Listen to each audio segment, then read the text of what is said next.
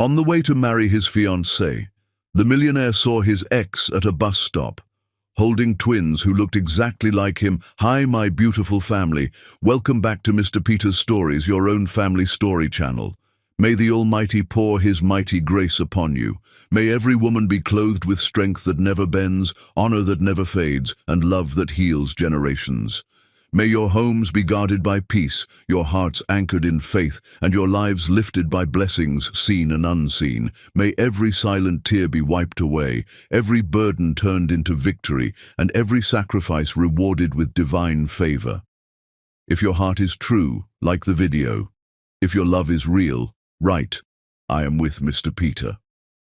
The rain had stopped an hour ago, but the bus stop bench still glistened wet under the morning sun. David Ashley adjusted his tie in the rearview mirror, trying to ignore the tightness in his chest that had nothing to do with the perfectly knotted silk around his neck. Beside him, Sable Moreno scrolled through her phone, her diamond engagement ring catching the light with every swipe. "We're going to be late," she said softly without looking up. "The registry office closes at noon on Saturdays." David nodded, pulling the Mercedes back into traffic. This was it. 30 minutes from now, he'd sign the papers that would bind him to Sable legally, begin the official countdown to their wedding in 8 weeks. It was the right thing to do, the smart thing, the thing that saved both their families. That's when he saw her. The woman at the bus stop wore a charcoal blazer that looked expensive, her natural hair styled in elegant twists. She was laughing into her phone, gesturing with one hand, while 2 little girls played some kind of hand-clapping game beside her on the bench. The children wore matching purple backpacks, their movements synchronized in that eerie way twins often moved. David's foot slammed the brake. The car behind him honked. Sable lurched forward against her seatbelt. "David, what the—" But he couldn't breathe, couldn't think. Because the woman had turned slightly, and even from half a block away, even after all these years, he knew that profile. Knew the exact angle of her jaw, the way she tilted her head when she laughed, the graceful line of her neck. Nova Winter. "David, you're stopping in the middle of the road," Sable said, her voice sharp now. He forced his foot to the gas pedal, forced the car forward, but his eyes stayed locked on the rearview mirror. Nova was still talking, animated, professional. One of the little girls tugged on her blazer, and Nova bent down, kissing the child's forehead before returning to her call. The girls went back to their game, slapping hands in an intricate pattern, giggling when one of them messed up the rhythm. They had to be 5 or 6 years old, maybe younger. David wasn't good at guessing children's ages. "Someone you know?" Sable asked. The lie came automatically. "No, thought I saw someone. Wrong person." Sable studied him for a moment, then returned to her phone. "We have 23 minutes. David drove on autopilot, his mind calculating despite himself. 7 years since he'd last seen Nova. 7 years since he'd accepted the promotion that required relocation to the East Coast, since he'd told her she wasn't part of his long-term plan, since he'd chosen ambition over the woman who'd made him believe in things like destiny and soulmates and forever. 7 years. Those girls couldn't be older than 6. He nearly rear-ended a taxi. "David!" Sable grabbed the dashboard. "What is wrong with you today?" "Nothing, I'm fine." But he wasn't fine. His hands were shaking on the steering wheel. Because if those girls were 6 years old, if they were twins, if Nova had been 3 months pregnant when he left and never told him, because his exact words had been, "You're not part of my future." No, he was being crazy, paranoid. Nova had probably moved on, met someone else, built a whole life without him. She'd clearly done well for herself. That blazer alone probably cost more than the dress Sable wore. Nova looked successful, happy, completely transformed from the struggling junior analyst he'd left behind. The registry office appeared ahead, a bland municipal building with flags hanging limp in the humid air. David pulled into the parking lot, cut the engine, and sat there staring at his hands. Sable touched his shoulder. "Are you having second thoughts?" "Yes," he wanted to say. "I just saw a ghost, and she might be raising my children and I can't breathe." "No," he said instead, "just nervous. Normal wedding jitters. Sable smiled, but it didn't reach her eyes. She was too perceptive, too intelligent not to sense something was wrong, but she was also too kind to push. That was the problem with Sable. She was genuinely good, which made everything so much worse. They walked into the building together, signed the papers, listened to the clerk explain the mandatory 30-day waiting period before the marriage could be finalized. David heard himself answering questions, watched his hand form his signature, felt Sable's fingers intertwine with his as they walked back to the car. On the drive home, he saw a billboard. Massive, impossible to miss.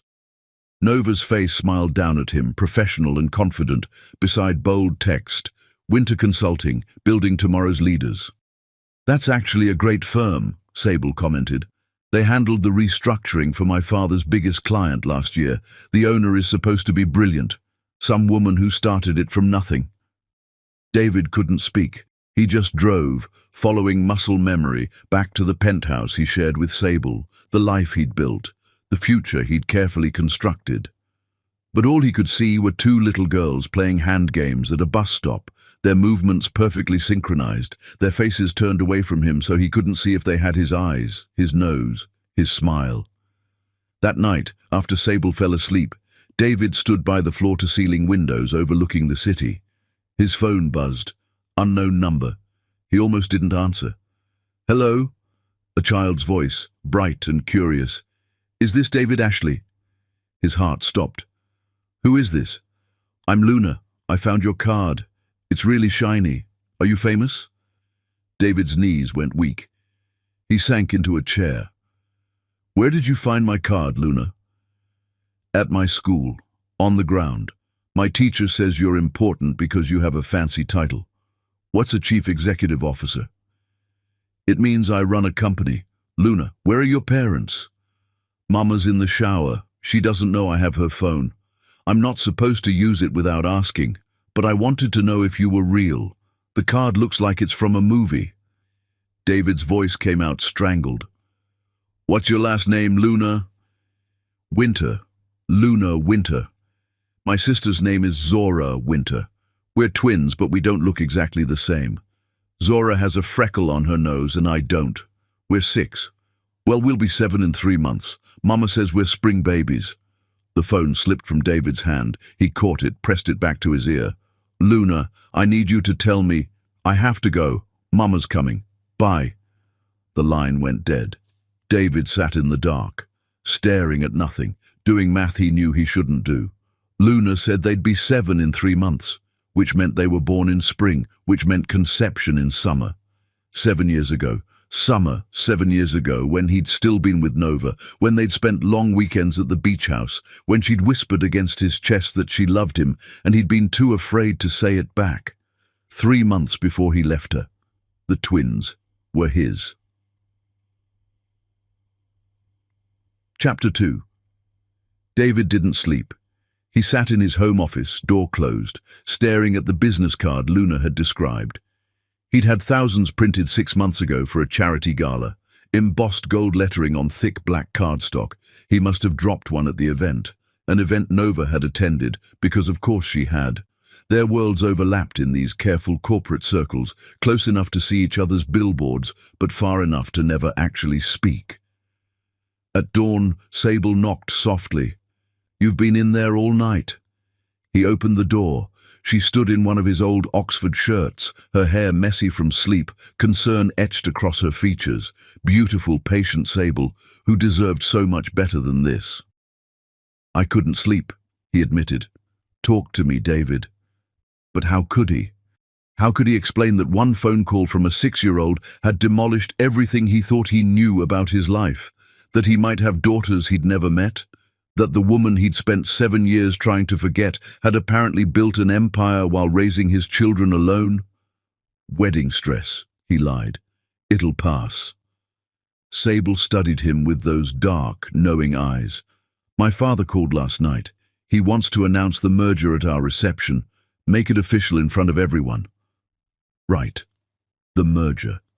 The carefully orchestrated business arrangement that had saved David's company 3 years ago when bankruptcy loomed, the deal sealed with an understanding.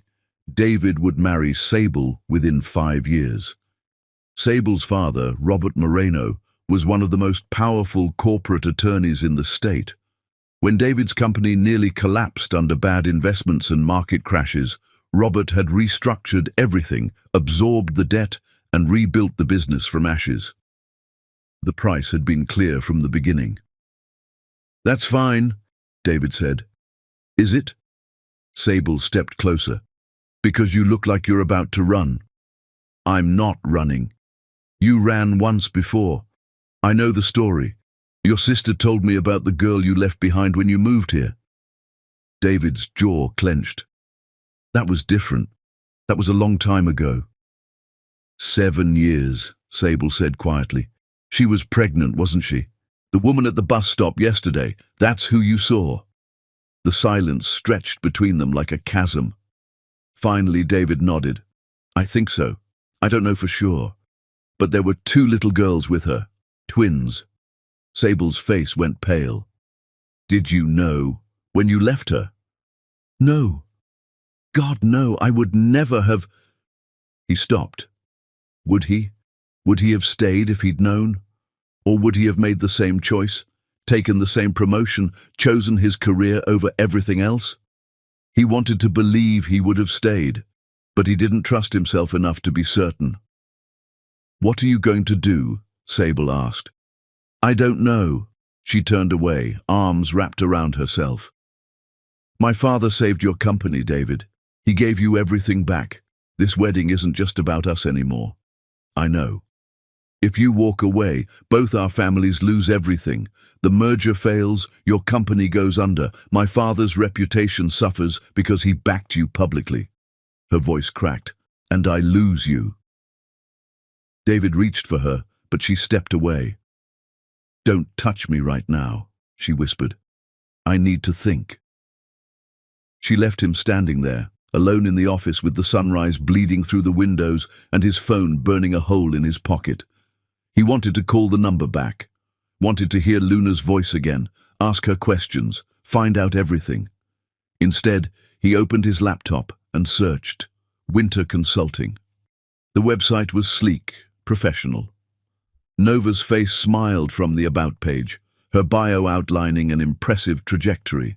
Founded 6 years ago, grew from a solo operation to a team of 15 consultants, specialized in corporate restructuring and strategic planning, clients across 3 states, projected revenue in the millions. She'd done all of this while raising twins alone. The office phone rang. David's assistant, calling despite it being Saturday.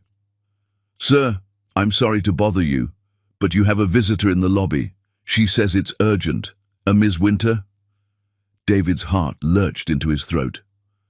"Send her up."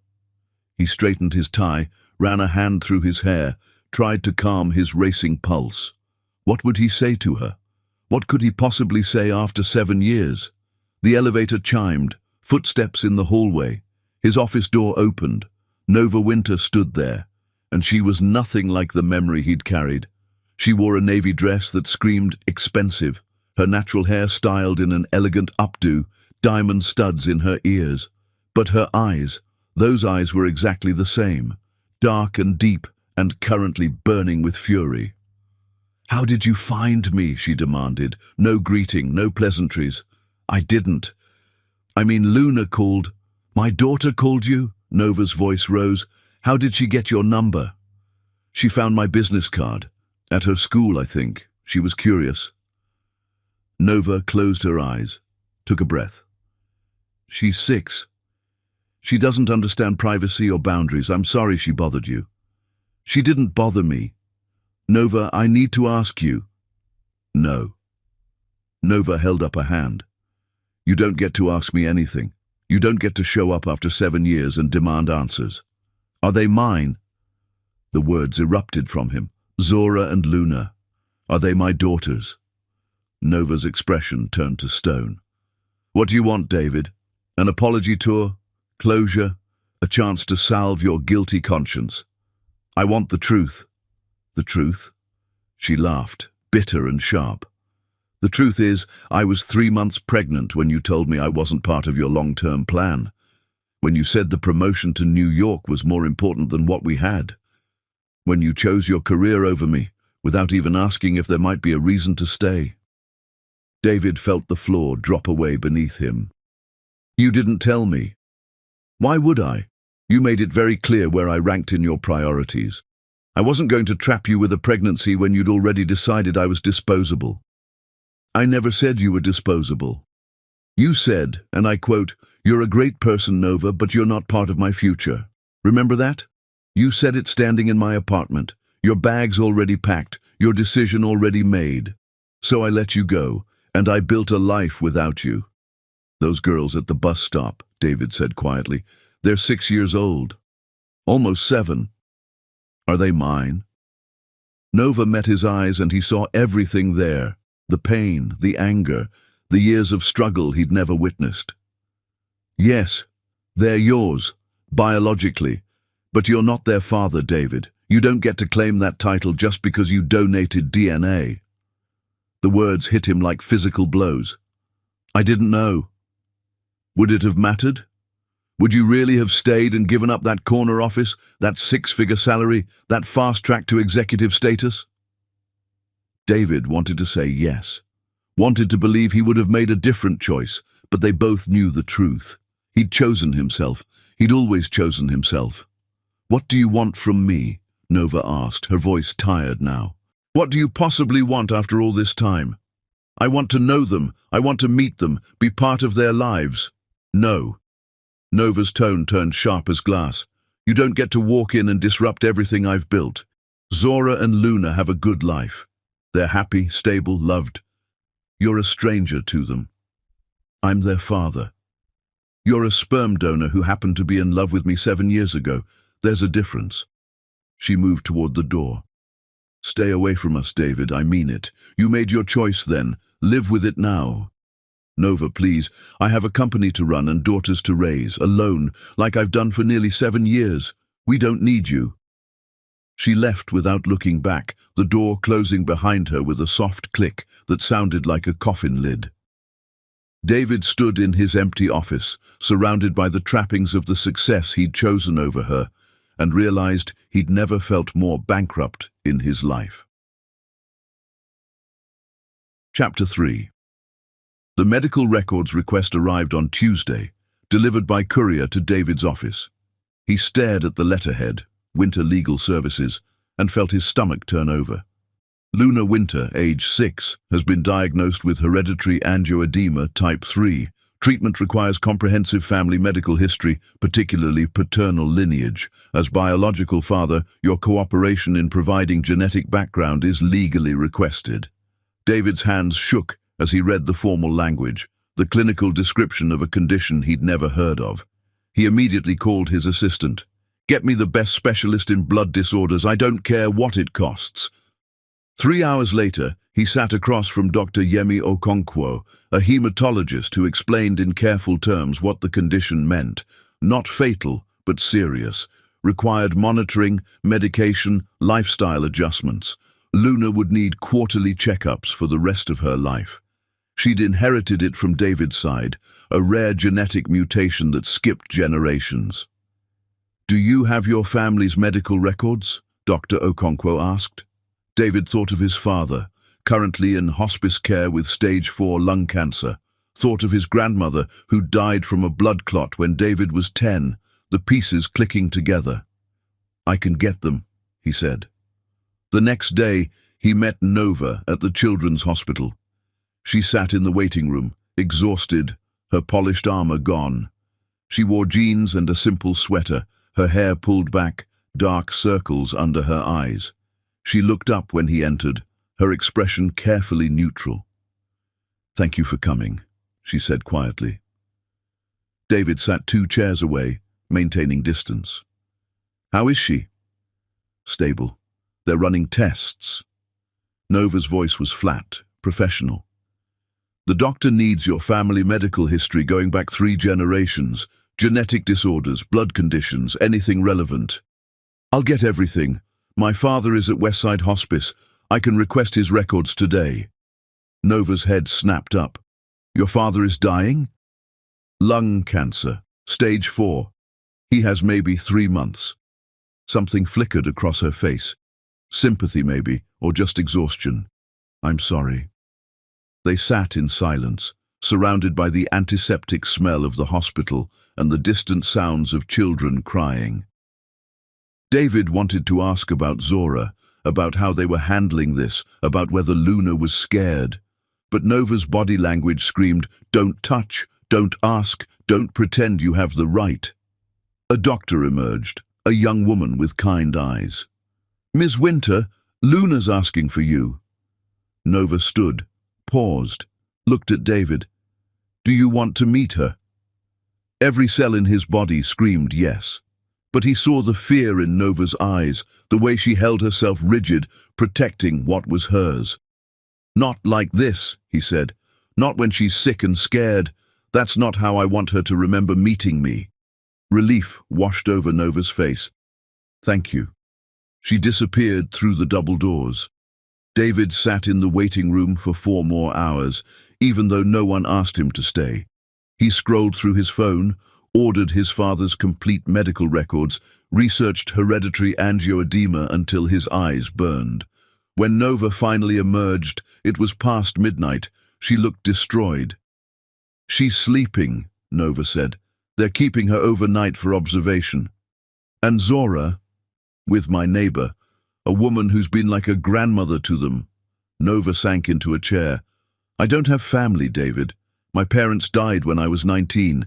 It's just been me and the girls since they were born. The weight of that hit him. 7 years of doing everything alone. No help, no support, no one to call at midnight when a child spiked a fever or had nightmares. I'm getting my family medical records, David said. Everything you need. I'll have it to you by Friday.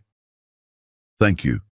Nova, I know you don't want me involved, but this condition, Luna's going to need this information her whole life. And if there are genetic things I don't know about yet, things that might affect Zora too. I know.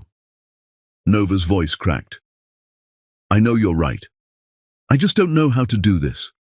How to let you in without everything falling apart.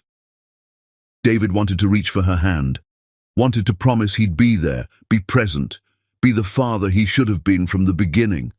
But promises were cheap when you'd already proven yourself unreliable. One step at a time, he said instead. Medical records first, then we figure out the rest. Nova nodded, too tired to argue. David's phone buzzed. A text from Sable. Where are you? You missed dinner with my parents. He'd completely forgotten. The pre-wedding dinner with Sable's family, an important event where they were supposed to finalize reception details. Guilt crashed through him. I have to go, he told Nova, but call me if anything changes, any time. I mean it.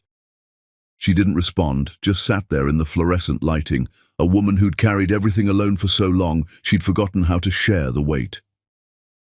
David drove home, walked into the penthouse at 2 in the morning, found Sable awake on the couch. You were with her, she said. Not a question. Her daughter is in the hospital. Luna. She has a blood condition. They needed my family medical history. Sable's expression softened slightly. Is she okay? Stable. But she'll need treatment for the rest of her life.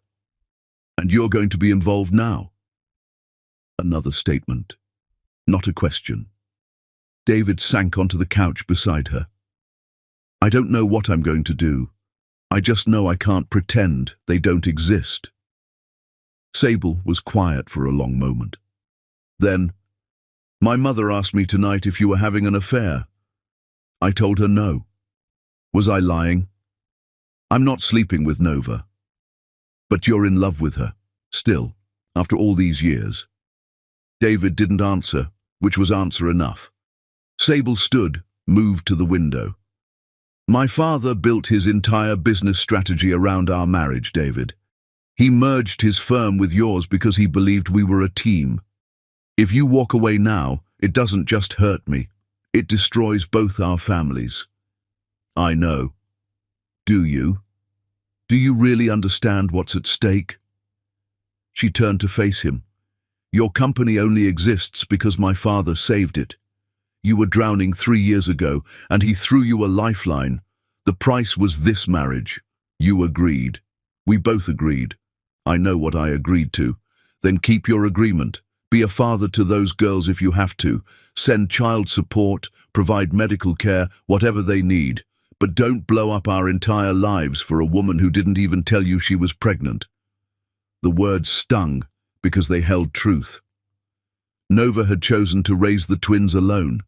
She'd built a wall around herself and her daughters, and she didn't want David climbing it. So why was he trying so hard to get in? I need time to think, David said. Sable's laugh was bitter.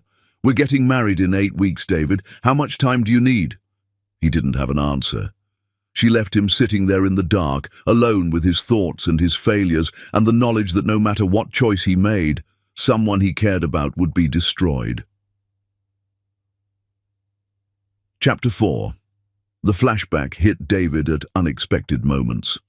During conference calls, he'd suddenly remember the way Nova used to steal his coffee in the mornings, claiming hers never tasted as good. While reviewing contracts, he'd see her handwriting on old notes she'd left him. Good luck on the presentation. You're going to kill it. But the worst was the memory of the day he left. 7 years ago, standing in her small apartment with his bags already packed, his flight to New York booked, his new life waiting. Nova had been crying, begging him to reconsider, asking why he couldn't just delay the promotion for a few months, find a way to make the long distance work. He'd been so certain then, so absolutely sure that staying meant stagnation, that love was something you pursued after you'd secured success, not before. He'd had a speech prepared about timing and career trajectories and how sometimes the smart choice wasn't the easy choice. What he'd actually said was worse. You're a great person, Nova, but you're not part of my future. This opportunity requires total focus, and I can't be worried about maintaining a relationship while I'm building my career. You understand, right? She'd stopped crying, just looked at him with those devastating eyes and said, "Get out."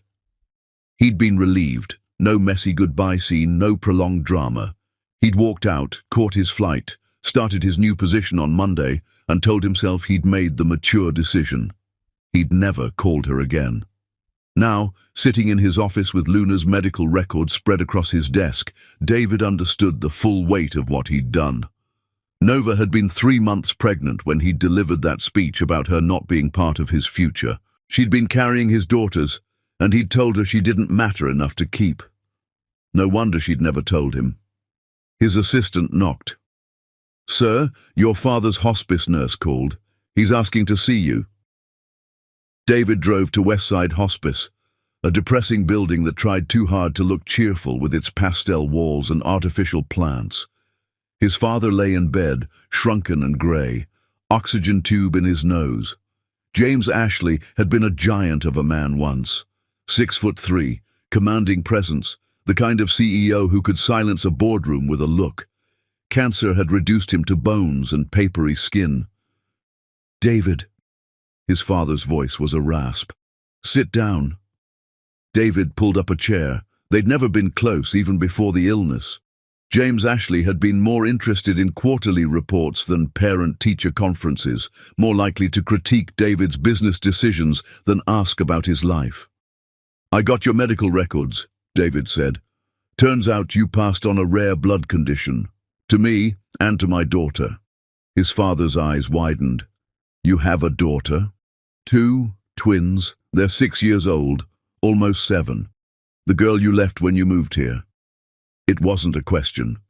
His father had always been sharp, even dying. "Yes." James was quiet for a long moment, the oxygen machine hissing in the background. "I told you to leave her. Do you remember? When you got the promotion offer, I said a woman like that would hold you back. I said you needed to focus on your career first, relationships later." David did remember. His father's advice had validated his own fears, made the choice feel strategic rather than selfish. "You were wrong," David said. "I know." His father's hand trembled as he reached for a water glass. "I built an empire, David, gave you every advantage, every opportunity, and I'm dying alone in this place with nurses who forget my name. Your mother left me 15 years ago because I chose work over her. You barely visit, and now I find out I have grandchildren I'll never meet. It is my fault. I raised you to think like me, to believe success was the only thing that mattered, and look where it got us both." His father's eyes filled with tears. "I'm dying, and I can't name a single person who'll cry at my funeral because they loved me. Only people who'll cry because they lost a business connection." David felt something crack open in his chest. "Dad, do you love her, the mother of your children?" The question hung there, impossible to avoid.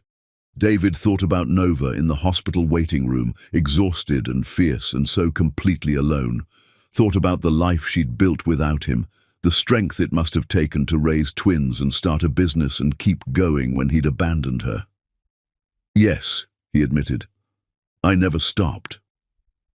"Then why are you sitting here? Why aren't you fighting for her?" "Because I'm engaged to someone else. Because there are business obligations, family expectations, because Nova doesn't want me back." His father laughed, which turned into a coughing fit. When he recovered, he said, "You're making all the same mistakes I did, putting duty before love, business before family, and you'll end up exactly like me, successful and completely alone." "It's not that simple. It never is. But let me tell you what I've learned in this bed, watching my life drain away. None of it matters. The money, the power, the respect, it all disappears the second you take your last breath. The only thing that stays is the people you loved and who loved you back. That's the only legacy worth leaving." David's phone buzzed. A text from Nova. "Luna's being discharged tomorrow. Thank you for the medical records. The doctor said they're helpful. Just that. Professional, distant, no invitation to be more involved." "I'm getting married in 8 weeks," David said to his father, "to a woman whose family saved my company. Walking away from her destroys everything. And staying destroys you." His father closed his eyes. "I'm too tired to lecture you anymore. But I'll say this, I'd give every dollar I have, every achievement, every damn trophy on my office shelf for one more chance to choose differently. To tell your mother I loved her more than the company, to show up at your football games instead of board meetings, to build a life instead of just a legacy." David sat there until his father fell asleep, then drove home in silence, his father's words echoing in his head. The penthouse was empty. A note from Sable on the counter. "Staying at my parents' tonight. Need space to think." He didn't blame her. David opened his laptop, pulled up the photos his assistant had found, old pictures of him and Nova from 7 years ago. A younger version of himself smiled at the camera, arm around a radiant Nova at some company party. They looked happy, completely, stupidly happy in that way people are before life gets complicated. He'd thrown that away for a corner office. And now he had the office, the title, the success he'd sacrificed everything for. But sitting alone in his expensive penthouse, looking at pictures of the only woman he'd ever truly loved, David realized his father was right. He'd won everything and lost what mattered most. His phone rang. Unknown number. He answered. "Mr. Ashley?" A child's voice, different from Luna's, slightly deeper, more serious. "This is Zora, Luna's sister." David's heart stopped. "Zora, hi. Luna told me she called you. She's not supposed to use Mama's phone without asking, but she does it anyway." A pause. "Are you really our dad?" The question demolished him. "Yes, I am. Why didn't you ever come see us? How did you explain adult failures to a 6-year-old? How did you say, 'I chose my career over knowing you existed'?"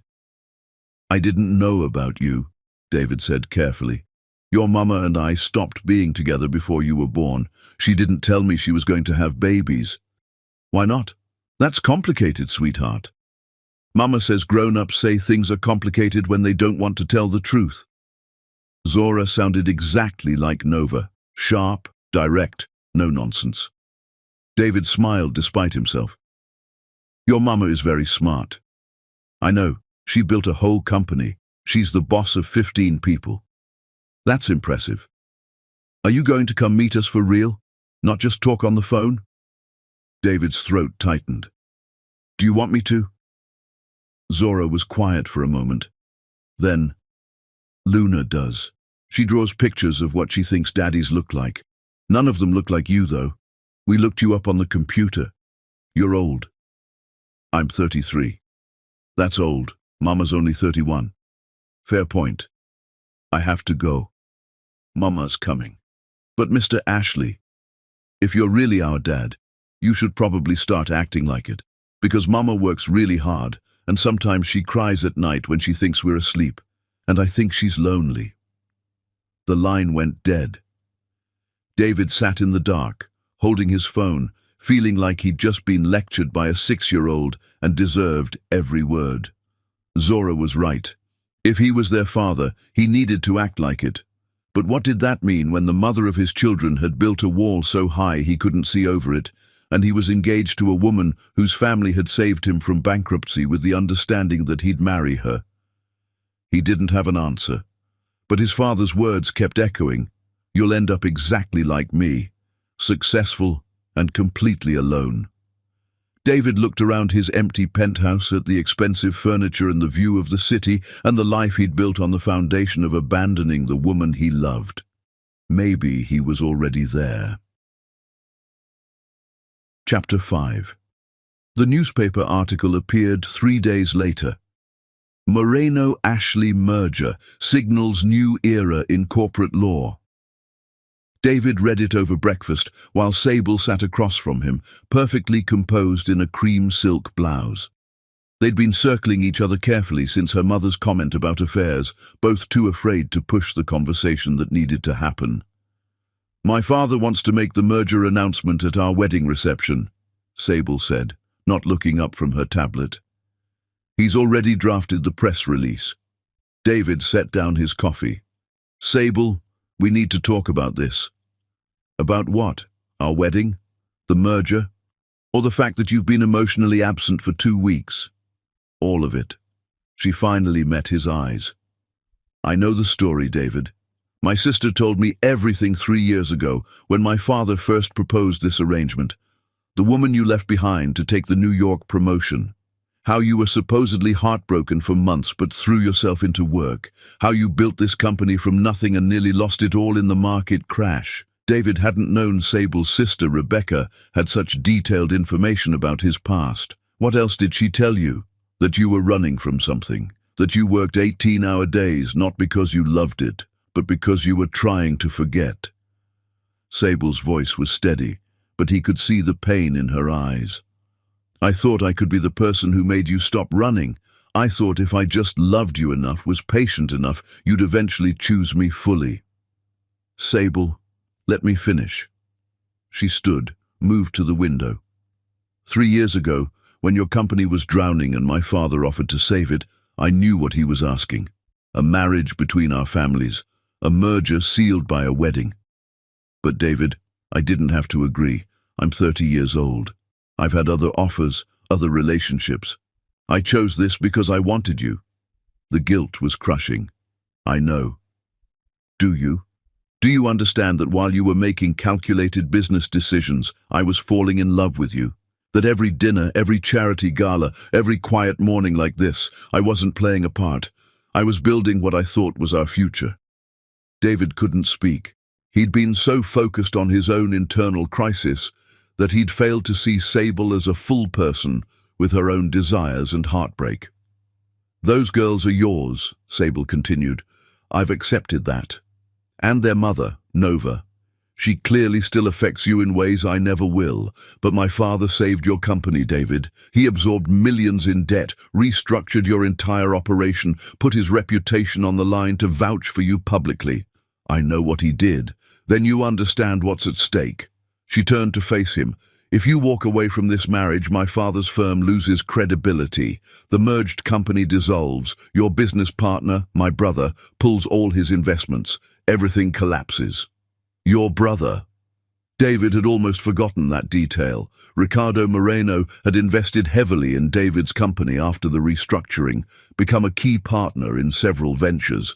He's not just my brother, he's the CFO of our family business. If you humiliate me, you humiliate our entire family. Ricardo will make sure you lose everything. It wasn't a threat, just a statement of fact. David's phone buzzed. Another text from Nova. Luna wants to thank you for helping with her medical stuff. Can we meet for coffee? Just the two of us. His heart rate spiked. Sable saw his expression. That's her, isn't it? She wants to meet for coffee, to talk about Luna's medical situation. And you're going to go? Yes. Sable's composure finally cracked. Do you love me at all, David? Even a little? The question deserved honesty. I care about you deeply.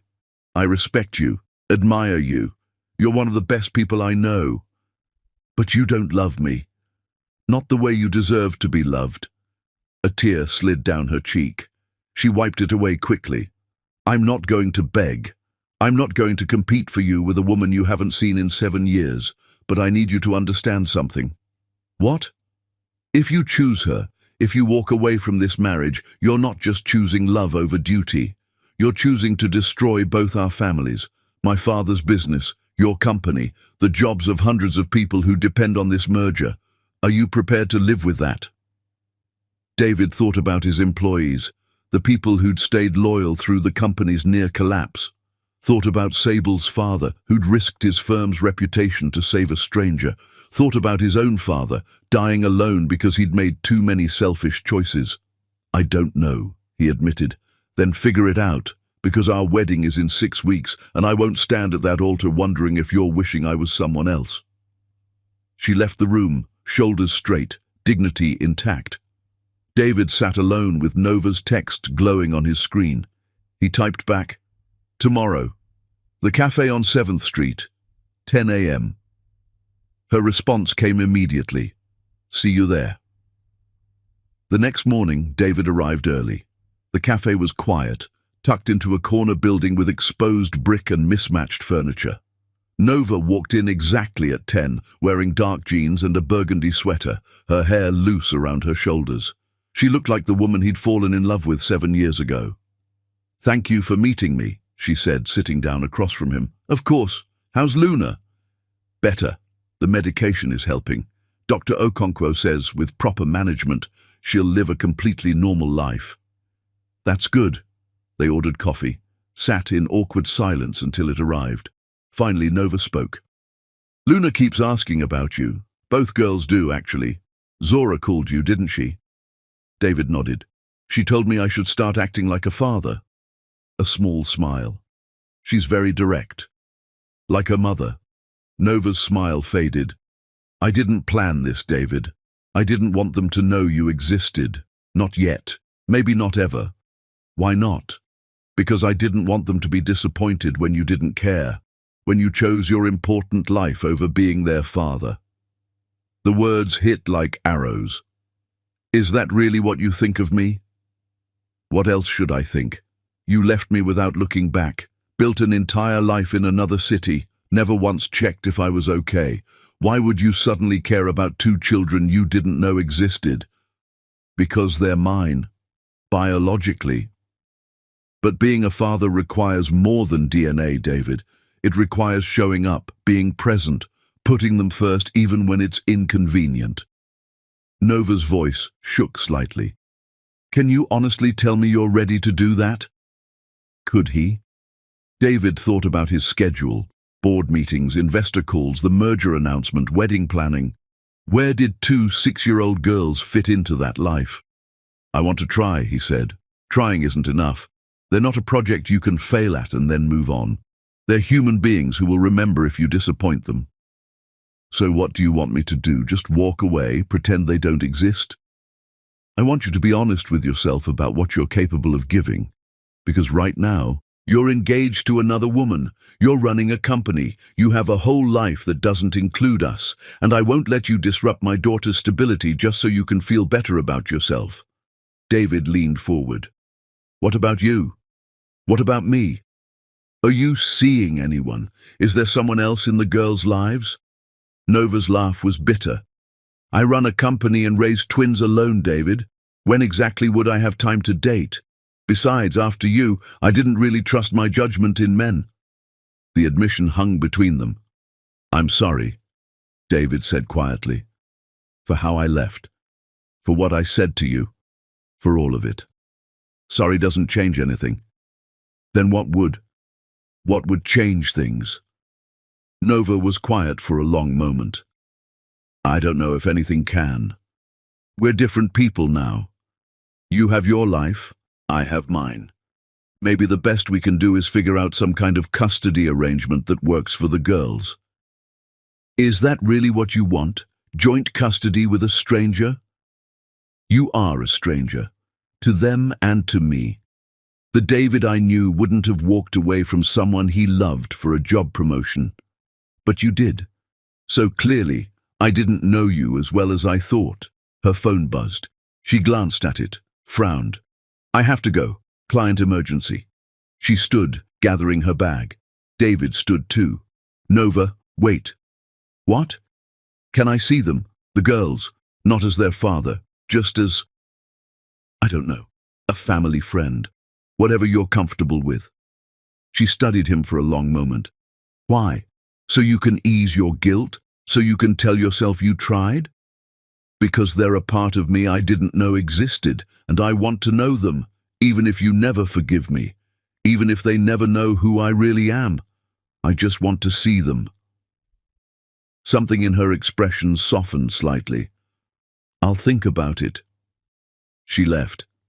David sat back down, his coffee cold, his heart heavy with the weight of everything he'd lost and could never get back. Chapter 6. The school event was public, Nova had said. A spring festival where parents brought food and kids performed songs they'd learned in music class. David stood at the edge of the parking lot, watching families stream toward the building, feeling like an intruder at someone else's life. He spotted Nova immediately. She carried a large container of what looked like homemade cookies, one hand holding Zora's, the other holding Luna's. The girls wore matching yellow dresses with different colored cardigans, purple for Zora, pink for Luna. They were chattering excitedly, pulling Nova toward the entrance. David waited until they disappeared inside before following. The gymnasium was decorated with paper flowers and streamers. Long tables held potluck contributions. Parents mingled while children ran around shrieking with the particular chaos of 6-year-olds hopped up on sugar and excitement. David found a spot against the back wall, half hidden behind a support column. The music teacher called for attention. Kids filed onto a makeshift stage, organizing themselves into wobbly rows. David scanned the group until he found them, Zora and Luna, standing together in the second row, holding hands. They looked so small up there, so young and perfect and utterly unaware of the complicated adult drama swirling around their existence. The piano started. The children began singing Somewhere Over the Rainbow, their voices sweet and mostly on key. Luna kept looking at her sister, checking to make sure they were singing the same words. Zora stood very straight, serious and focused. David's throat tightened. He'd missed 6 years of this. First words, first steps, first days of school, every milestone, every moment that made up their lives. He'd been absent for all of it. A woman next to him smiled. Which one's yours? The question froze him. I'm sorry? Your child. Which one are you here for? David couldn't answer. Couldn't claim them publicly when Nova had made it clear they weren't ready for him. Just supporting a friend's kids. The woman nodded and turned back to the performance. When the song ended, parents applauded. The children bowed, giggling and waving. Then they were dismissed to the refreshment tables, a stampede of tiny humans descending on cookies and juice boxes. Zora grabbed 2 cookies.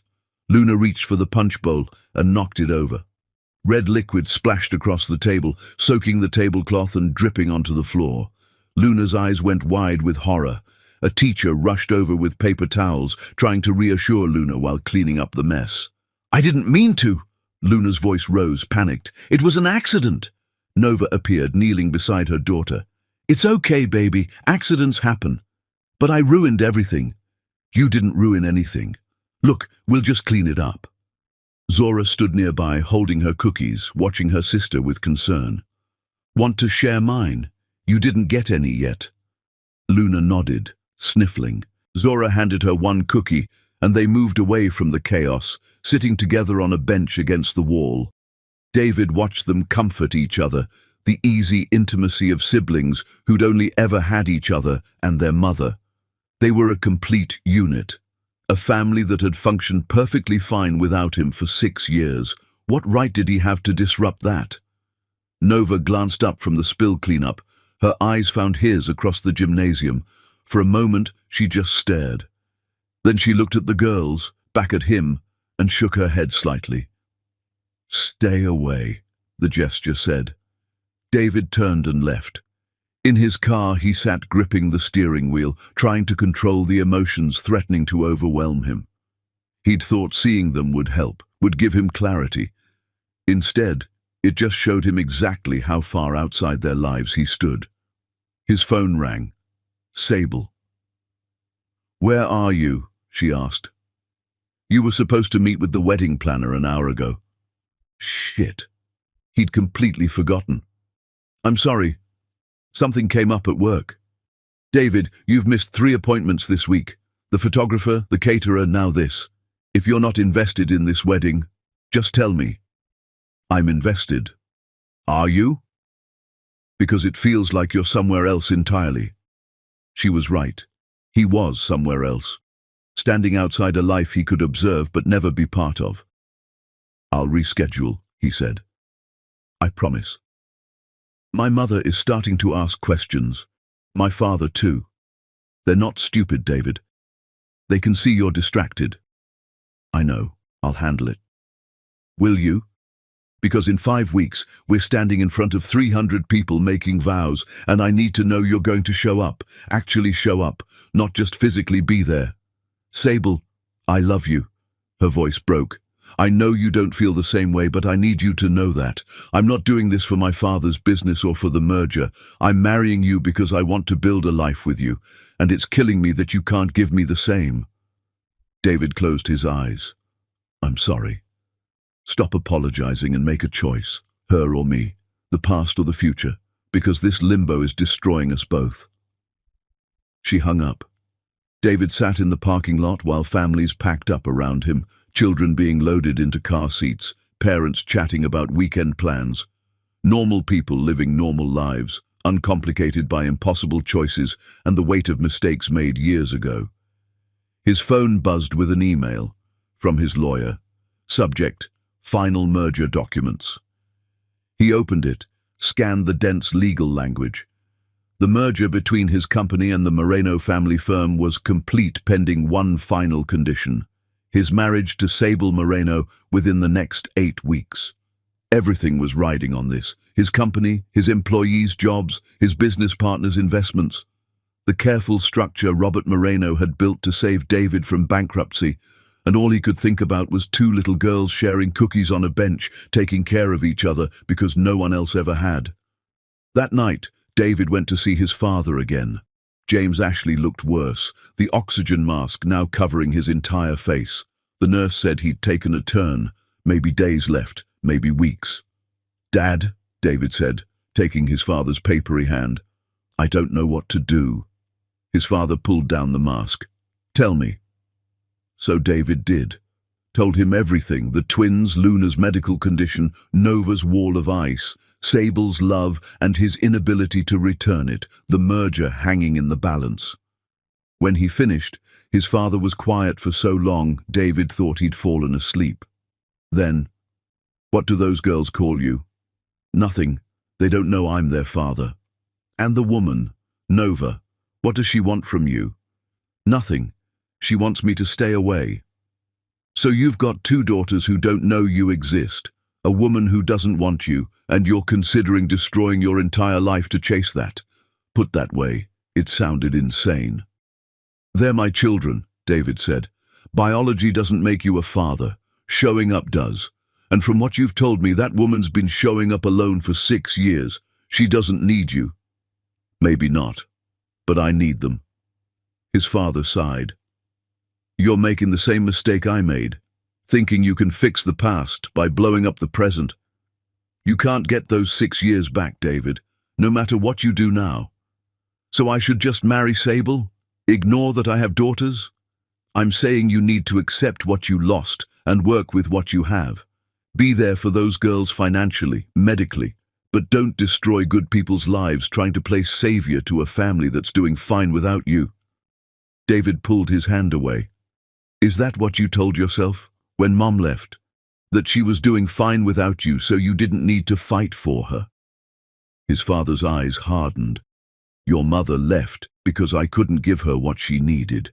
Neither can you give this woman what she needs. 7 years too late, son. Then what do I do? You honor your commitments. You marry the woman who loves you. You support your daughters from a distance. You build the life you chose. David stood. That's not good enough. It's all you've got. He left his father's room feeling more lost than when he'd arrived. In the parking lot, he pulled up his phone, scrolled to Nova's contact, started typing a message. Can we talk? Really talk? Not about the girls, about us. He stared at the words for a full minute before deleting them. What was there to say? Nova had made her position clear. She'd built a life without him and didn't want him disrupting it. His father was right, he couldn't get the past back. But as he drove home, passing the street where he'd first seen them at the bus stop, David couldn't shake the image of Zora and Luna sharing cookies, taking care of each other, having no idea their father was watching from the shadows. He'd made a choice 7 years ago, chosen career over love, ambition over connection. Now he was facing the consequences. The question was whether he'd have the courage to choose differently this time. Chapter 7. The confrontation came on a Tuesday evening, unexpected and brutal. David arrived home to find Sable's entire family in his living room. Her father Robert, her mother Isabella, and her brother Ricardo. All of them looked like they were ready for war. What's going on? David asked. Robert Moreno stood. He was a large man, intimidating even in casual clothes, with silver hair and eyes that could dissect a contract at 20 paces. We need to discuss the elephant in the room. David's stomach dropped. What elephant? Your other family, Isabella said sharply. The woman and her twin daughters. Sable sat on the couch, arms crossed, expression unreadable. She'd told them. Sit down, David, Robert said. It wasn't a request. David sat. Ricardo leaned forward, his expensive suit straining across his shoulders. We did some digging. Nova Winter, owner of Winter Consulting. Twins Zora and Luna Winter, age 6. Born 7 months after you relocated here from your previous position. I didn't know about them, David said. We don't care, Isabella snapped. What we care about is that you've been sneaking around to see them while engaged to our daughter. I went to one school event, that's it. One that we know about, Ricardo said. But you've been meeting with their mother privately. Hospital visits, coffee shops. Should I continue? They'd been tracking him. The realization was both infuriating and humiliating. Those meetings were about medical issues, David said. Luna has a genetic condition. They needed my family history. And you couldn't handle that through lawyers? Robert's voice was steel. You had to meet the woman personally, repeatedly? Sable finally spoke. Just tell them the truth, David. Tell them you're still in love with her. The room went silent. David met her eyes, saw the pain there, the betrayal, the desperate hope that he'd deny it. He couldn't. I care about Nova, he said carefully, but that doesn't change my commitment to this marriage. Doesn't it? Robert stood, pacing. Because 3 years ago, when your company was hemorrhaging money and facing bankruptcy, I made you a promise. I would save your business, absorb your debts, restructure everything. In exchange, you would marry my daughter and merge our families properly. I remember the agreement. Do you? Because that agreement wasn't just about business, David. It was about trust, about family. My daughter gave you her heart, and you gave me your word. Now I'm hearing that word might not mean anything. Ricardo added, "We've invested millions in your company based on this merger. Our family's reputation is tied to yours. If you walk away—" "I'm not walking away," David interrupted. "Then what are you doing?" Isabella demanded. "Because from where we sit, you're having an emotional affair with your ex-girlfriend while planning to marry our daughter." "It's not an affair. We don't care about the physical details," Robert cut in. "What matters is where your heart is, and it's clearly not with Sable." Sable stood abruptly. "Can everyone please leave? I need to talk to David alone." Her family exchanged looks, but eventually filed out, Robert pausing at the door. "You have until the weekend to make a decision. Either you're all in on this marriage, or we pull everything.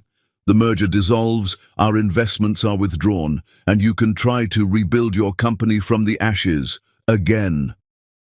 The door closed behind them. David and Sable stood in the sudden silence, the weight of ultimatums and unspoken truths crushing the air between them.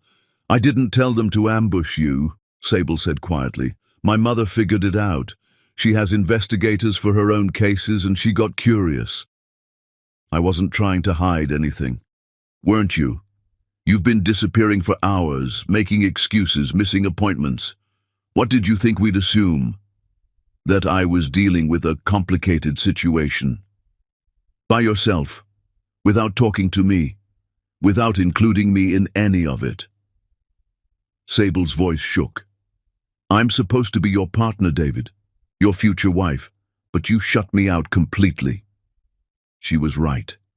He'd compartmentalized everything, kept his world separate, tried to manage the impossible without letting anyone see how badly he was drowning. "I'm sorry," he said. "Stop saying that. Stop apologizing and actually change something." Tears streamed down her face now. "Do you know what it's like loving someone who can't love you back? Watching you go through the motions of our life together while your heart is somewhere else entirely." "Sable, I'm not finished. You want to know the worst part?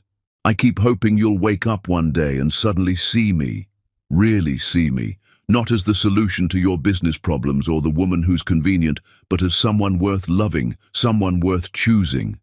You are worth choosing. Then why don't you choose me?" She stepped closer, vulnerable and raw. "I know I wasn't your first choice. I know you agreed to this marriage for practical reasons. But I thought maybe, over time, you could fall in love with me. Was I delusional?" David wanted to lie, wanted to tell her what she needed to hear, that he could grow to love her properly, that time would fix everything, but she deserved better than lies. "I don't know," he admitted. "I care about you deeply. I respect and admire you. But when I'm honest with myself, I don't know if I can give you the kind of love you deserve." Sable closed her eyes. "Thank you for finally being honest. I'm sorry. If you say sorry one more time, I'm going to scream." She wiped her tears, pulling herself together. "I need you to understand something. My father doesn't make empty threats. If you walk away from this marriage, he will destroy you. Not out of revenge, he's not that petty, but because you'll have proven yourself unreliable, and unreliable people don't deserve his help." "I know. And Ricardo, my brother, he's not just your business partner. He's the one who brought in most of our major clients after the restructuring. If he pulls out, your company loses 60% of its revenue." David hadn't known that specific number. The reality was somehow worse than he'd imagined. "So here's what happens if you choose her," Sable continued, her voice steady now. "Your company folds, your employees lose their jobs. Every professional relationship you've built gets destroyed because word will spread that you broke an engagement to chase an old girlfriend. Your reputation in this city will be finished. And if I choose you, we get married. We build a life together. You support your daughters financially and medically, but from a distance. Eventually, maybe, you learn to be content if not happy." She paused. Or you resent me forever for being the woman you settled for. They stood there in the wreckage of their almost future, both knowing the impossibility of their situation. I need to think, David said. You have 4 weeks until the wedding. Think fast.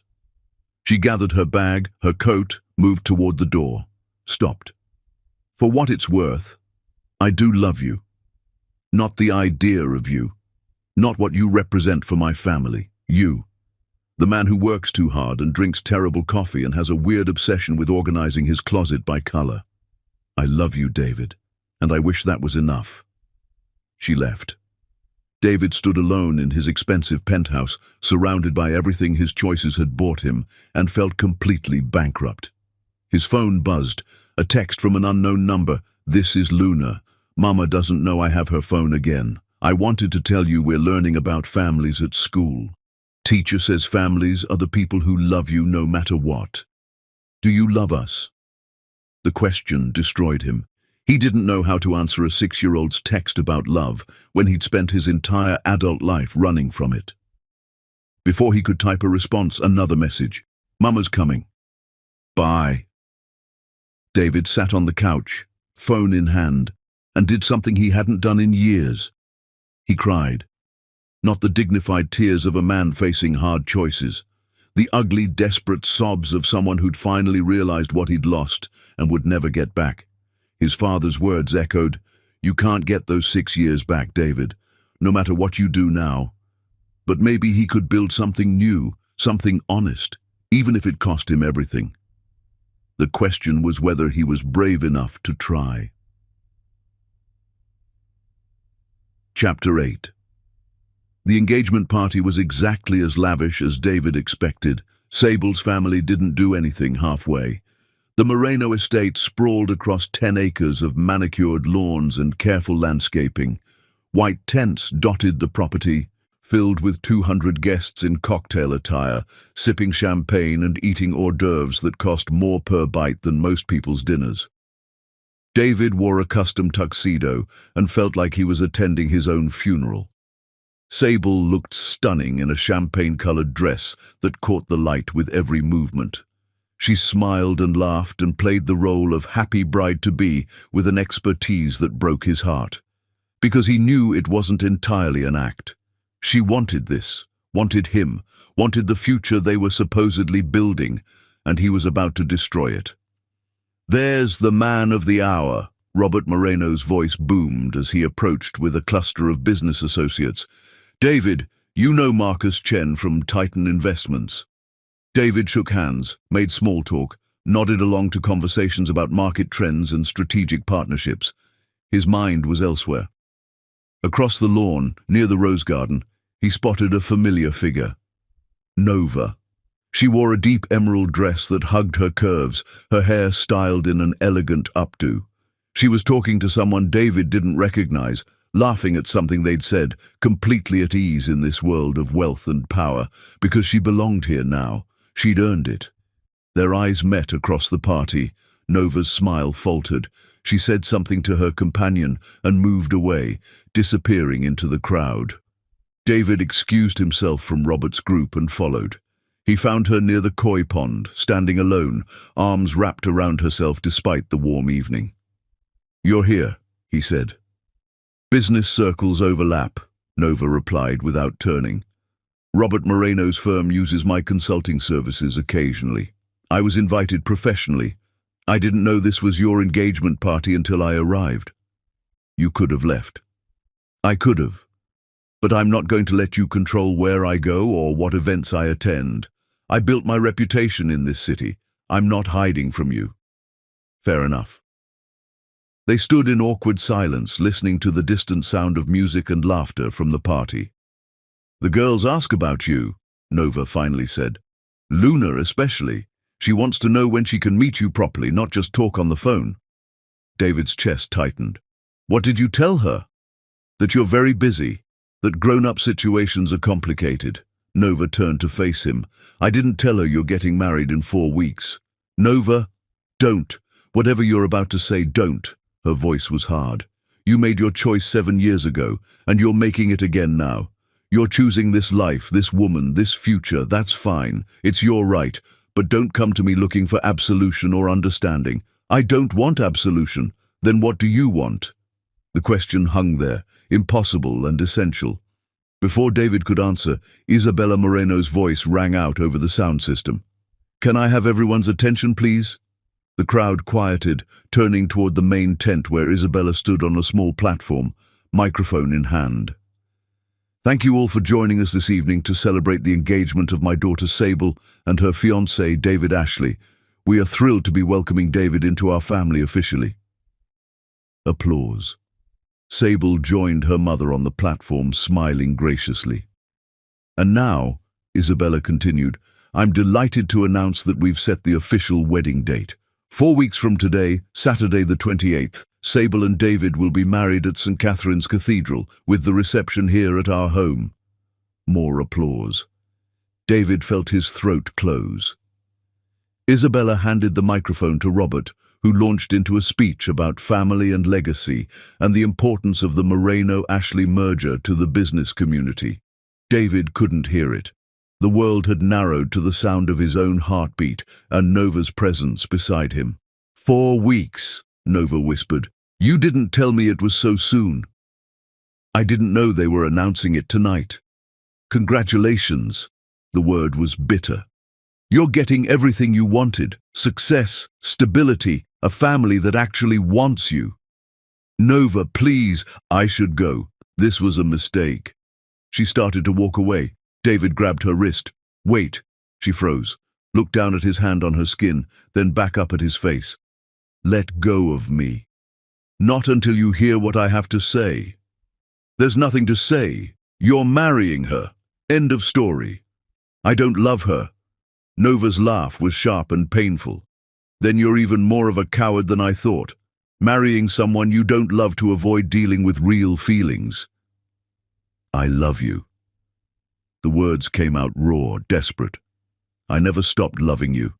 Not in 7 years. Not for a single day.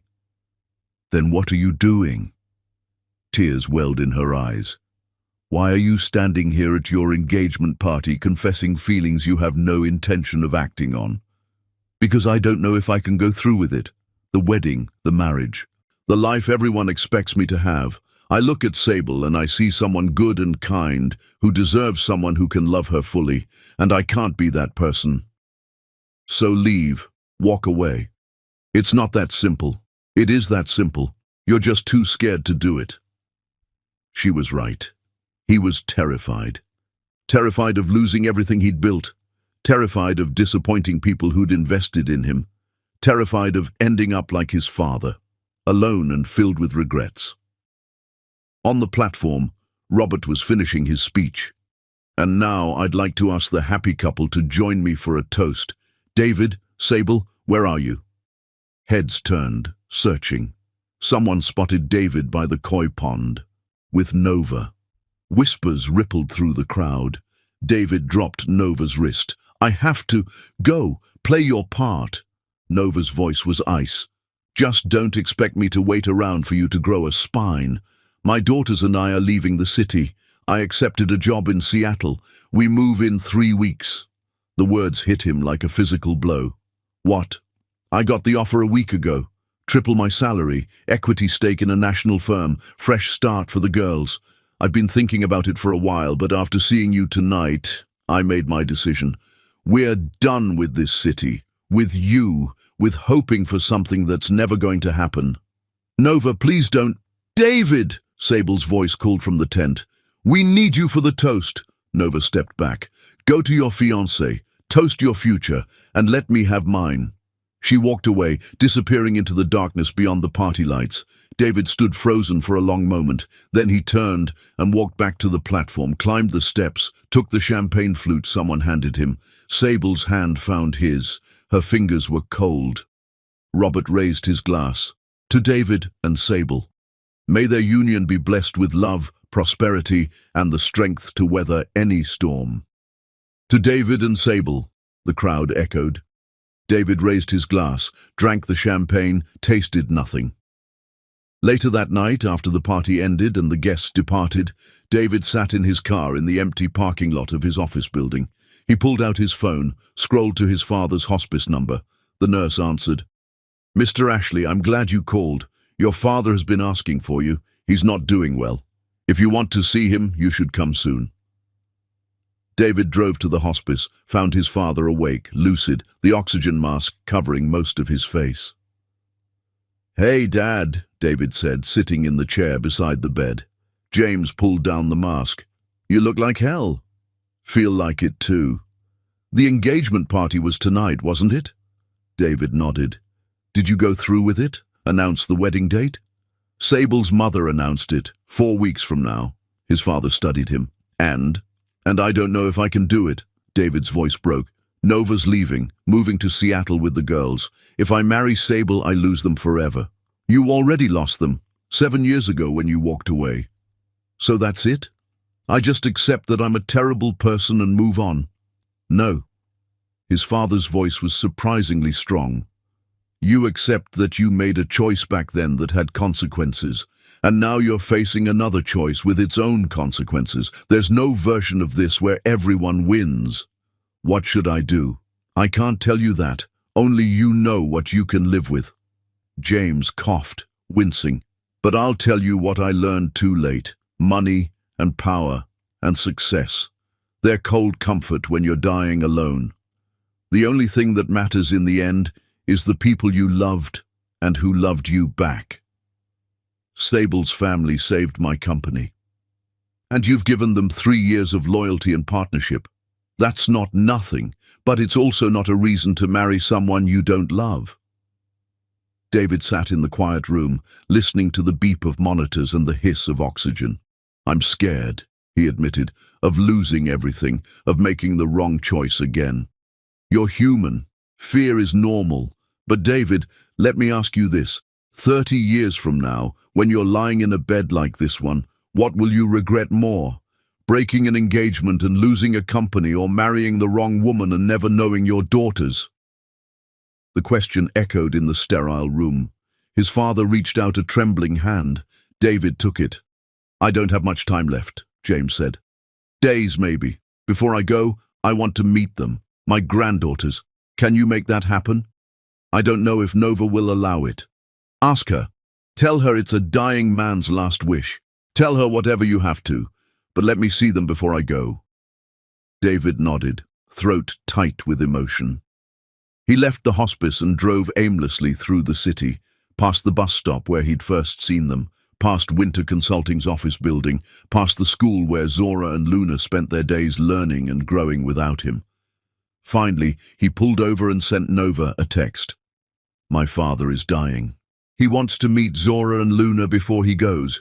I know I have no right to ask, but please consider it. Not for me, for them. They deserve to know they had a grandfather who wanted to meet them. He didn't expect a response, not at 2 in the morning, but his phone buzzed. Tomorrow, 10 a.m., the park on Riverside, 15 minutes. That's all he gets. And David, this doesn't change anything between us. I'm still leaving." David read the message 3 times.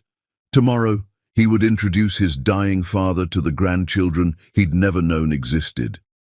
And in 4 weeks, he was supposed to marry a woman he didn't love. Something had to break. Chapter 9. The park was empty except for a few joggers and one woman pushing a stroller. David arrived early, standing near the playground equipment, watching the entrance. His father sat in a wheelchair, a hospice nurse beside him. James looked terrible. Gaunt, pale, struggling to breathe even with the portable oxygen. But his eyes were alert, anxious, scanning the park for any sign of the granddaughters he'd never met. At exactly 10 a.m., Nova appeared. Zora and Luna walked beside her, dressed in jeans and matching jackets, one red, one blue. They looked curious, but cautious, holding their mother's hands.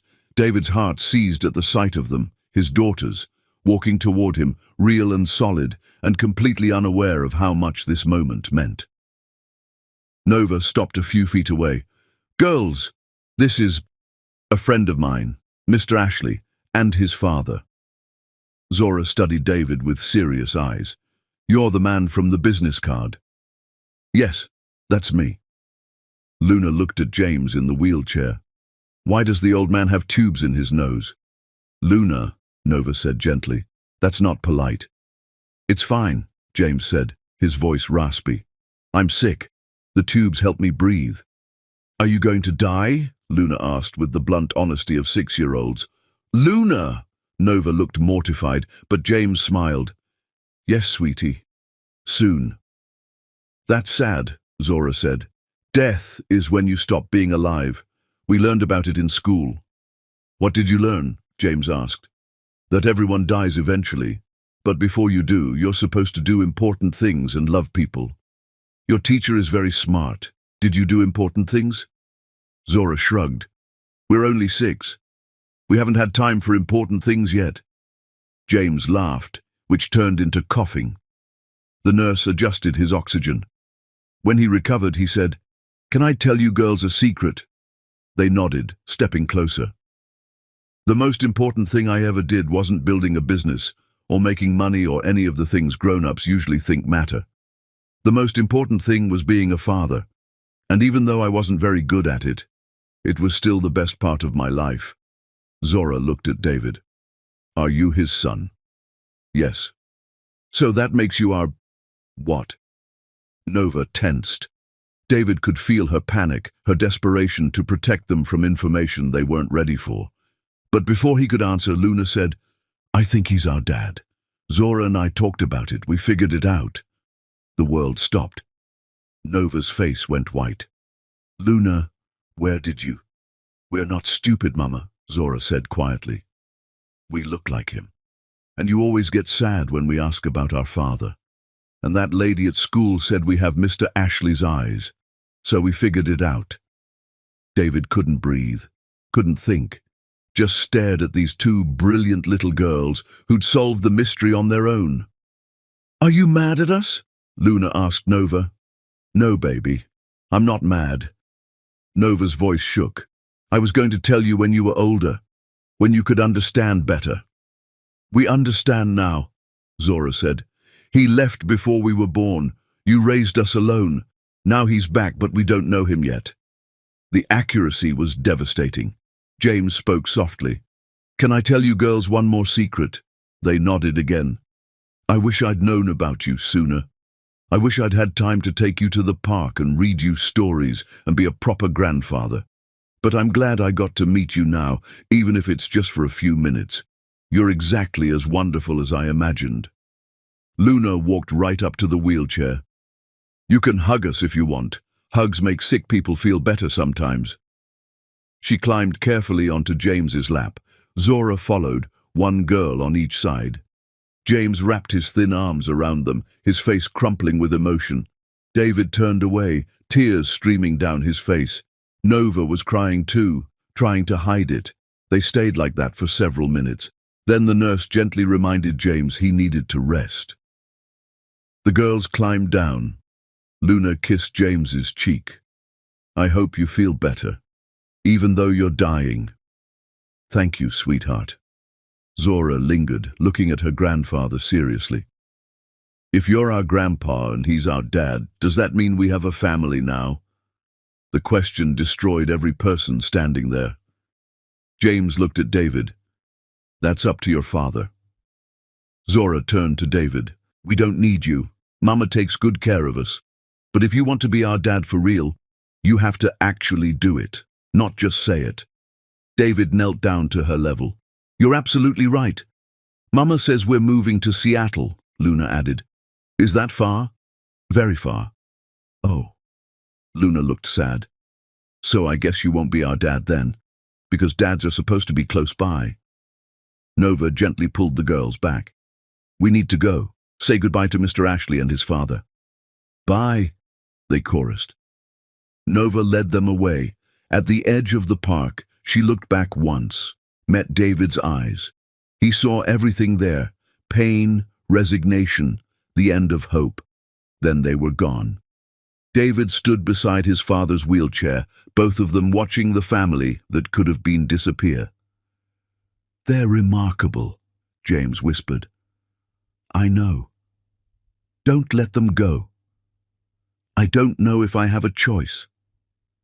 You always have a choice. The question is whether you're brave enough to make it. The nurse wheeled James back to the van. David stood alone in the empty park, his phone buzzing with messages about wedding planning and merger documents and the life he was supposed to be building. That night, he couldn't sleep. At 3 a.m., he drove to Nova's house. Her car wasn't there, probably working late or dealing with packing for the move. He sat on her porch steps like he had the night they broke up 7 years ago. Back then, he'd been running towards something he thought mattered. Now he was running from everything that actually did. His phone rang. Sable. "Where are you?" she asked. "You didn't come home?" I needed to think. About what? "David, the wedding is in 3 weeks. The invitations are sent. The venue is booked. My dress is being altered. What is there to think about?" Everything, he wanted to say. "I'm thinking about everything. My father met the girls today," he said instead. "Zora and Luna. They figured out I'm their father on their own." Sable was quiet. Then, "How did that go?" "They're amazing, smart and kind and completely sure of who they are. And they're leaving, moving across the country with Nova in 2 weeks. David, I don't know what to do, Sable. I don't know how to walk away from them. But I don't know how to walk away from you either.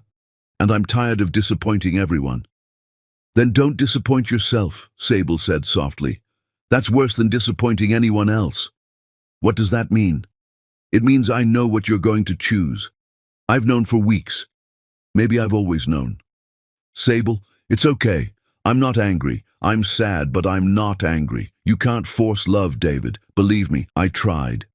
He heard the pain in her voice and hated himself for causing it. "I'm sorry," he said. "I know you are. But sorry doesn't change anything." A pause. "There's a company gala tomorrow night. The merger announcement. My father's been planning it for months. 300 guests. If you're going to break this engagement, please don't do it there. Give me that much dignity." "I won't. Thank you." Her voice broke. "I really did love you. I want you to know that." "I know, and I'm sorry I couldn't love you the same way." She hung up. David sat on Nova's dark porch, knowing what he had to do, and terrified to actually do it. His father's words echoed, "Don't let them go." But to keep them, he'd have to lose everything else. The sun rose. Nova's car pulled into the driveway. She saw him on the porch, sighed, got out. "You can't keep showing up here," she said tiredly. "The girls are starting to ask questions. They already know I'm their father, they told me." "I know. They told me too, on the drive home. They're too smart for their own good." Nova sat beside him on the steps. "What do you want, David?" "To be their father, for real, not from a distance or through child support payments. Actually be there. We're leaving in 2 weeks. Then I'll come to Seattle." Nova turned to look at him. "What about your company? Your wedding? Your whole life here?" "I don't know. I'm figuring it out. That's not good enough. You can't just show up and expect us to rearrange everything because you suddenly decided to care. I've always cared." "No, you haven't. You felt guilty, that's different. Caring means making sacrifices, showing up even when it's hard, putting them first even when it costs you something." "I'm trying to do that." "Are you?" "Because from where I'm sitting, you're a man with 1 foot in 2 different lives, refusing to commit to either. And my daughters deserve better than a part-time father who shows up when it's convenient." She was right. About all of it. "Tell me what to do," David said. "Tell me what it would take for you to trust me with them." Nova stood, arms crossed. "I can't tell you that. You have to figure it out yourself. But I'll say this. If you want to be in their lives, you need to make a real choice. Not a maybe, not a someday. A choice that proves they matter more than your comfort or your career or your fear of losing everything. And if I make that choice, then we'll talk, but not before. I'm not holding my breath waiting for you to grow a spine, David. I did that 7 years ago, and it nearly destroyed me." She went inside, closing the door gently but firmly. David sat on the porch as the morning light grew stronger, knowing exactly what he had to do. The question was whether he'd actually have the courage to do it.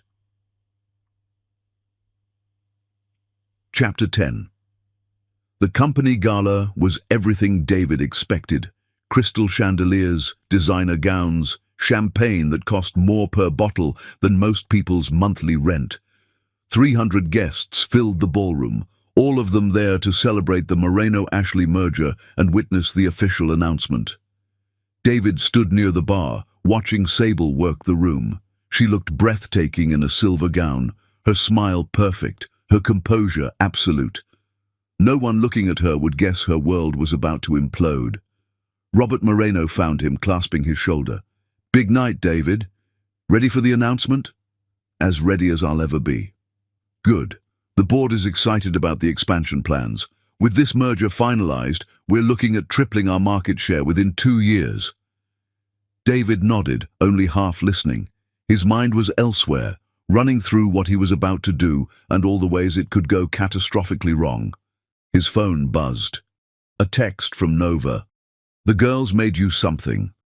Luna wanted me to send it." An image loaded, a crayon drawing of 3 stick figures, 2 small ones labeled Zora and Luna, and 1 tall one labeled Dad in Luna's messy handwriting. They were all holding hands under a rainbow. David's vision blurred. Another text. "They're hoping you'll come say goodbye before we leave, but I understand if you're too busy with your merger and your wedding. We're used to managing without you." The words cut deep, because they were true. A server announced dinner. Guests moved toward assigned tables. David found his seat next to Sable at the head table, alongside her parents and brother. The meal passed in a blur of small talk and business discussions. David barely tasted the expensive food, barely heard the conversations around him. He was too busy watching his future unspool, the announcements that would come, the commitments that would be made, the life that would lock into place if he didn't stop it. Finally, Robert stood, clinked his glass for attention. The room quieted. "Thank you all for joining us tonight," Robert began, his voice carrying easily across the ballroom. "We're here to celebrate not just a merger, but a union of 2 families, 2 legacies, 2 visions for the future." Applause. David felt Sable's hand find his under the table, her fingers cold and trembling. Robert continued, detailing the merger's financial benefits, the strategic advantages, the jobs it would create. He talked about legacy and family and the importance of honoring commitments. Then he turned to David. "And now I'd like to invite David Ashley to say a few words about what this merger means to him." Everyone looked at David expectantly. Sable squeezed his hand once, then let go. A warning or a goodbye, he wasn't sure. David stood, walked to the podium, looked out at 300 faces, business partners, investors, colleagues, friends, all of them waiting to hear him celebrate the future they'd all worked toward. His father's voice echoed in his memory, "Don't let them go." Zora's serious face. "If you want to be our dad for real, you have to actually do it, not just say it." Luna's drawing of a family that didn't exist yet, but could if he was brave enough. David gripped the podium, took a breath. "Thank you all for being here tonight," he began. His voice shook slightly. 3 years ago, when my company was drowning, Robert Moreno threw me a lifeline. He saved everything I'd built, asked for very little in return, and trusted me when most people wouldn't. Nods of agreement from the crowd. That trust, that partnership, it meant everything. Still does. David paused. "But I need to tell you all something, about who I am and the mistakes I've made." Confusion rippled through the room. Sable went pale. 7 years ago, I was in love with a woman named Nova Winter. When I got a promotion that required relocating, I left her, told her she wasn't part of my future. It was the most selfish thing I've ever done. Whispers started. David pushed on. What I didn't know was that she was pregnant, with twin daughters, girls I never knew existed until 2 weeks ago. Gasps, more whispers. Robert half rose from his seat, face reddening. Their names are Zora and Luna. They're 6 years old, smart and kind and perfect, and they figured out on their own that I'm their father, because I have their eyes, apparently. Because they're too intelligent to be fooled by adults pretending things aren't what they are. Sable was crying now, silently, her mascara running. My father met them last week. He's dying, has maybe days left, and meeting his granddaughters was the happiest I've seen him in years, because they're what actually matters, not business deals or merger announcements or any of this. David's voice broke. He looked directly at Robert. You saved my company. You gave me a second chance when I didn't deserve it, and I will spend the rest of my life grateful for that. But the price you asked, marriage to your daughter, I can't pay it. Because Sable deserves someone who loves her completely, not someone who's pretending while his heart is somewhere else. David, don't! Robert's voice was thunder.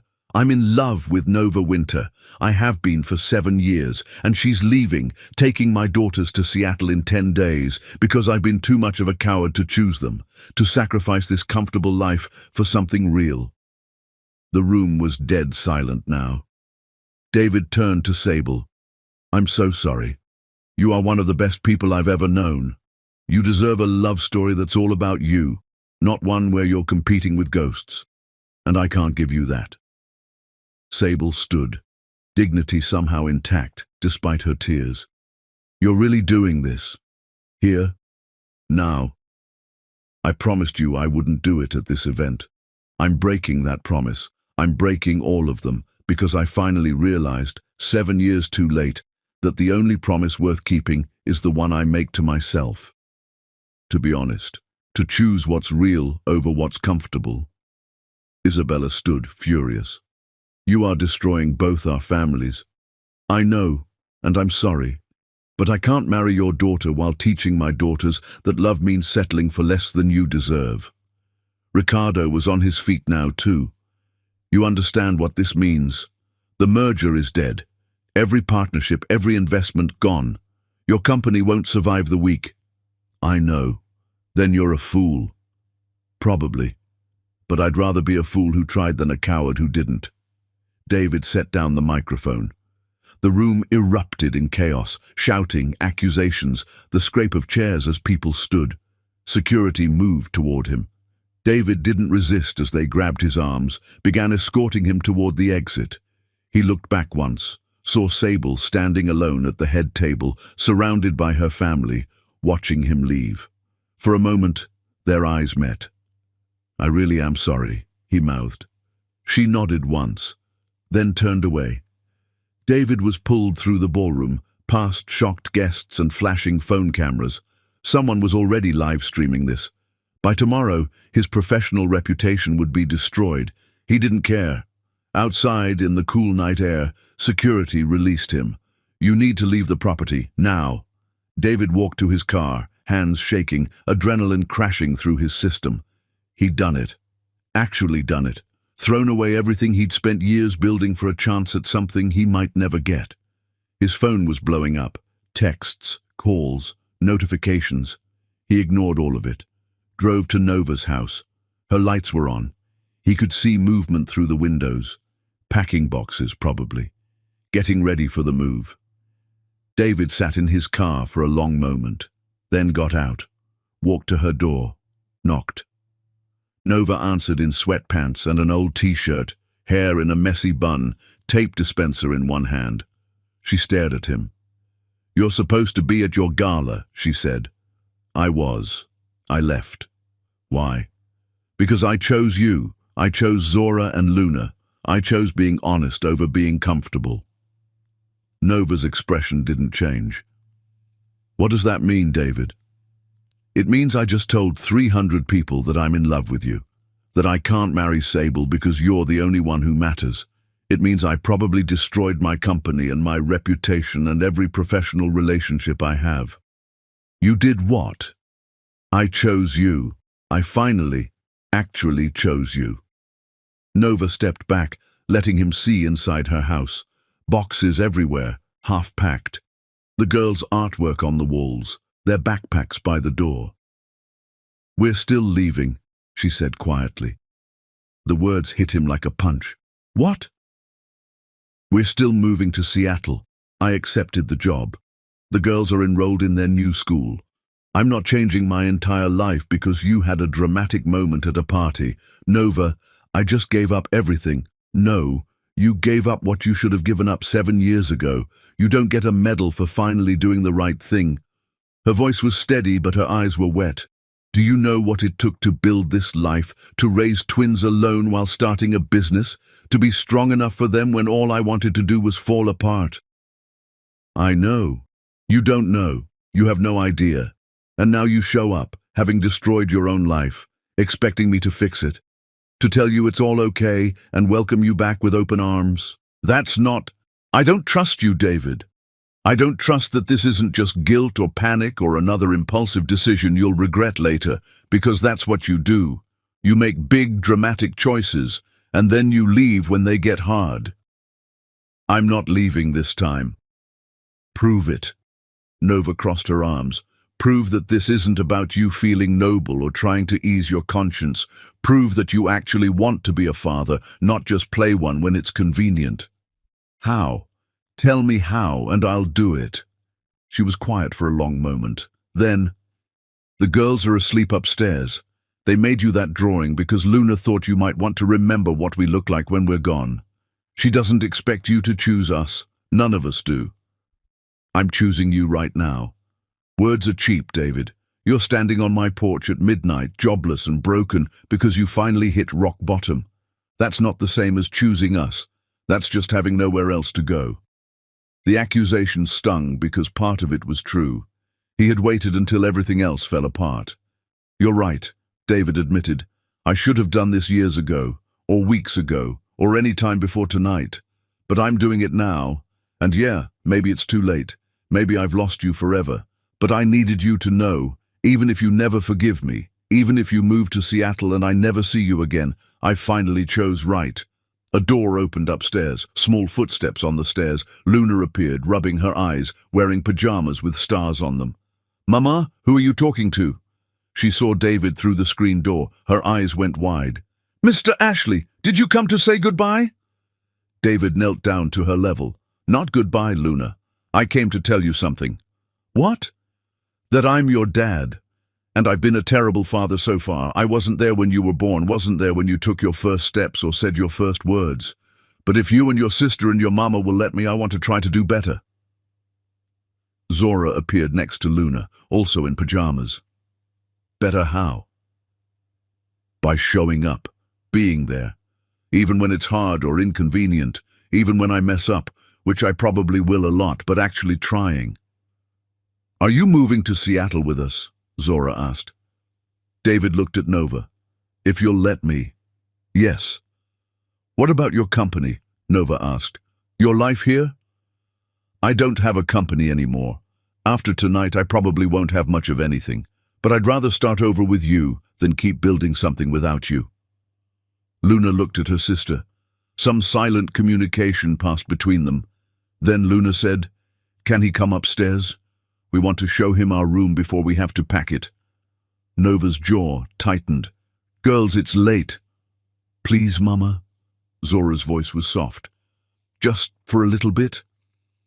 Nova looked at David for a long moment. He could see the war in her eyes, the desire to protect herself and her daughters versus the tiniest possibility that maybe this time he meant what he said. Finally, she stepped aside. 15 minutes, then you leave. David stepped into the house. The girls grabbed his hands, one on each side, pulled him toward the stairs. You have to see the telescope Luna got for her birthday, Zora said. And the art supplies, Luna added. Mama says we can bring them all to Seattle. They showed him their room. Twin beds with matching quilts, stuffed animals everywhere, drawings taped to the walls. They showed him Luna's telescope and Zora's collection of rocks. They told him about their favorite books and their friends at school and how they were nervous about moving but also excited. David sat on the floor between their beds, listening to them chatter, and felt something crack open in his chest. This is what he'd missed.